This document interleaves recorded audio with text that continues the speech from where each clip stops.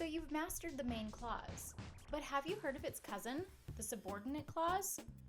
Also called a dependent clause, the subordinate clause is like a main clause in that it has a subject and a verb. But unlike a main clause, it can't stand on its own as a complete sentence. It has to be used with a main clause in order to make sense. Let's look at an example. If I beat that cow in a staring contest. Can you tell what's making this thought incomplete? Even though we have a subject and a verb, that pesky little if is leaving the reader to wonder. What will happen if you beat that cow in a staring contest? Will she pay you $5? Will she do your homework? If is an example of a subordinating conjunction, one of the kinds of words you will find at the beginning of subordinate clauses. So how do we fix it? Pair it with a main clause.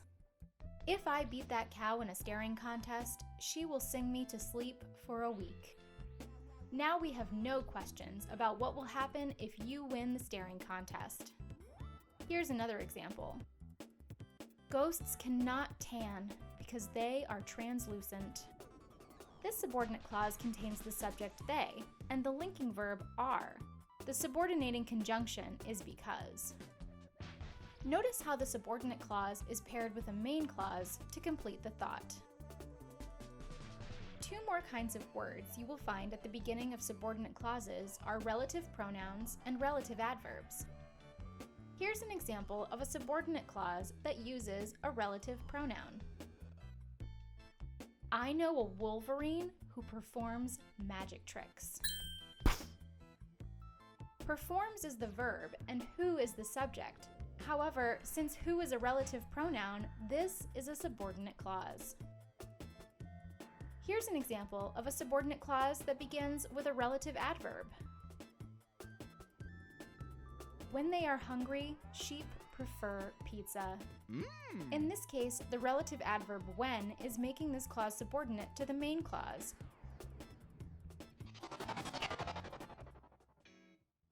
Let's practice. Identify the subordinate clauses in each of the following sentences. Unicorns never pose for pictures because they are camera shy. Though werewolves are cute, they make poor pets. The sheep who steals my pizza is hanging around the yard again. For sentence 1, the subordinate clause starts with the subordinating conjunction because and contains the subject they and the verb are. In sentence 2, the subordinating conjunction though starts the clause, and the subject is werewolves while the verb is are. Number 3 is tricky. Did you notice the relative pronoun who in the middle of the sentence? This is where the subordinate clause starts. It's actually dividing the main clause. Here, the relative pronoun who is the subject and the verb is steals. So how did you do? Did you identify all of the subordinate clauses? If you want more practice identifying both main and subordinate clauses, you can do so over at superela.com. And if you like this video and want to learn more about English and language arts, make sure to hit the subscribe button below.